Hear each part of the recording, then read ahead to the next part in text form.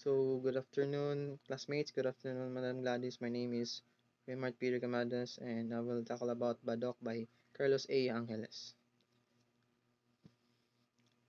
First part of the poem is they says that the town presupposes that it cannot die. Darkness and dust tattoo its crumbling hope, like palimpsests persistently impressed upon an antique manner of growing old, veiling the slow torture of time's mutilation.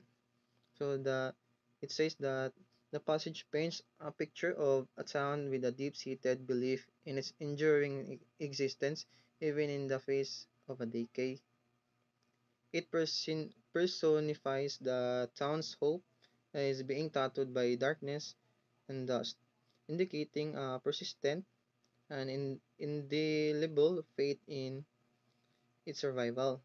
This hope is likened to a palimpsest, suggesting layers of history and memory that have accumulated over time, concealing the town's gradual deterioration.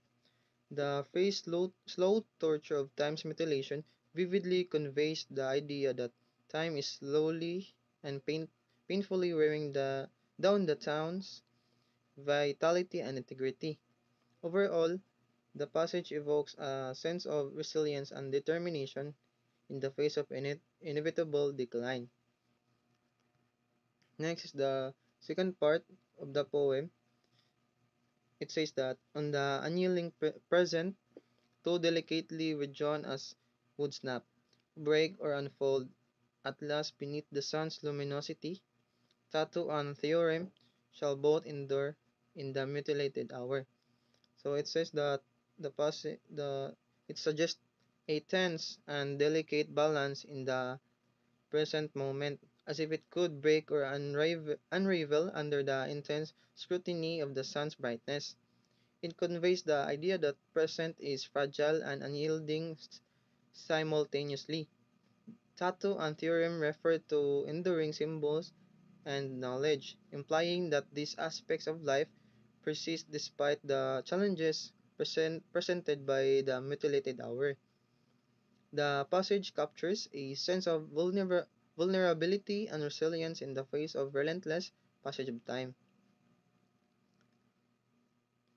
Next is the third part of the poem is says that still to be as trees confined in their habitat, natural and pure, myself approaching Badok and its thorns belfry, whose arrogance hangs from the bell's stilled tongue, and whose Castilian grandeur, wrecked now, terribly spills. So it says that the speaker describes a sense of being confined or restricted, like trees rooted in a specific place. The reference to Badok and its thorn, be, thorn belfry suggests a location marred by time and history. The belfry's arrogance hanging from a silent bell hints at faded glory and lost significance. The mention of Castilian grandeur implies the influence of Spanish colonialism that has deteriorated, leaving behind a sense of melancholy and decline in the surroundings. The fourth poem says that part of the poem says that into streets that screams in isolation, I am most softly shocked to find the belfry's burst brick belly wears moss, like sad defiance to define a gush of green. Unexactly, my kinship involved me suddenly. So it says that the speaker is struck by the eerie emptiness of the streets, described as screaming in isolation. The The mention of the Belfast burst brick belly covered in a moss purchase a decaying weathered structure. The moss is described as a form of sad defiance, suggesting that nature continues to thrive amid human abandonment. The sudden kinship or connection the speaker feels with the mossy belfry reflects a moment of unexpected resonance with the environment.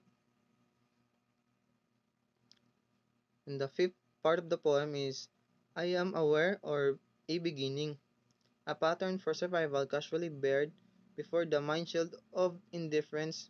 Green is the Green is the color of survival, foes. Still, some theoretical ineptitude unbalance me before the desolate scene.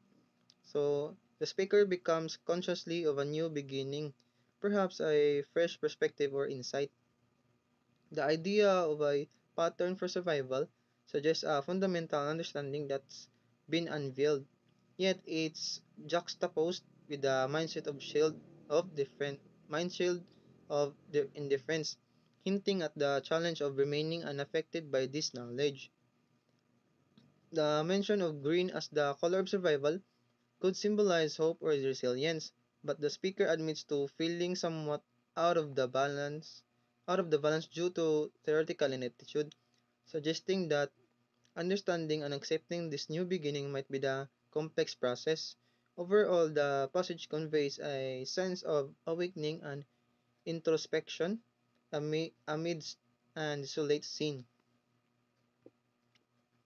And the sixth part of the poem says that ripening in a seed, the flowering of the atom bud, so that descending upon Badok's mute decadence, which houses your small and sad defiance, your fate that orchards you among the ruins of time's corroding hands.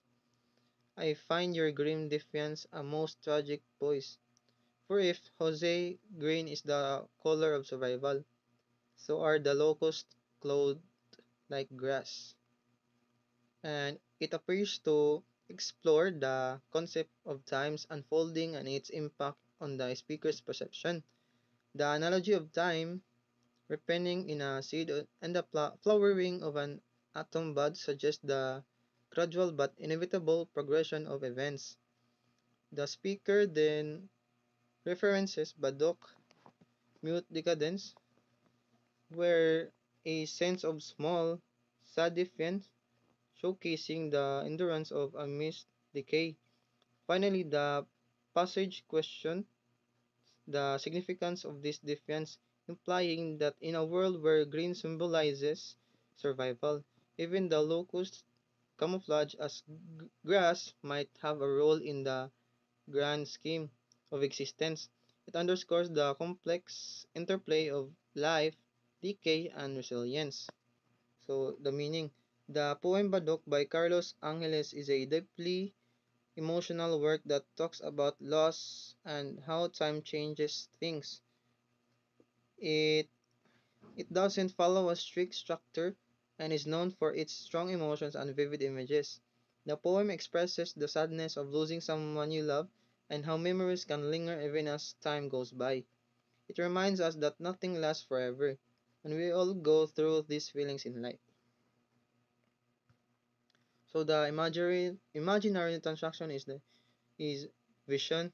It envisions the green moss on the town's decade belfry as a symbolic representation of survival and resilience in the face of time's erosion, prompting the speaker to deflect on the tragic beauty found in the town's decline. Persona is a contemplative observer reflecting on the town of Badok and its symbolic elements. An addressee, it appears to be someone named Jose who is mentioned as the recipient of the speaker's observations and reflections on the town. Versi- Versification. It consists of a single stanza with 31 lines. It does not follow a consistent metrical pattern. It is written in free verse, which means it lacks a regular rhyme scheme or meter, and the number of syllable or stresses in each line varies throughout the poem. The form poetry used is free verse. So that's all. Thank you.